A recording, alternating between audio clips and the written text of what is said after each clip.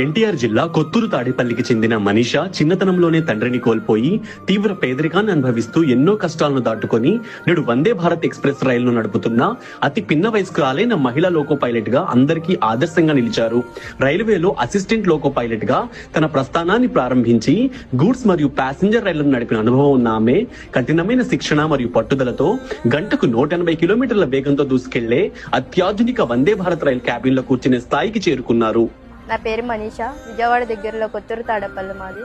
మా నాన్నగారు lorry driver. నా 6th క్లాస్లోనే అతను చనిపోయారు. మాది చిన్న కుటుంబం. లోకో పైలట్ అవ్వాలని నా డ్రీము. కాకపోతే నేను అది సాధించేంత వరకు వదలలేదు, సాధించాను. విజయవాడ టు చెన్నై వందే భారత్కి ఇప్పుడు లోకో పైలట్గా చేస్తున్నాను, అసిస్టెంట్ లోకో పైలట్గా. బెంగళూరు జైపూర్ మార్గంలో గంటకు 180 కిలోమీటర్ల వేగంతో వందే భారత్ ను నడిపారు. ప్రస్తుతం మనీషా విజయవాడ చెన్నై మార్గంలో వందే భారత్ ఎక్స్ప్రెస్ రైలును లోకో పైలట్ గా సమర్థవంతంగా నడుపుతూ మహిళలు దేనిలోనూ తీసిపోరని నిరూపిస్తున్నారు.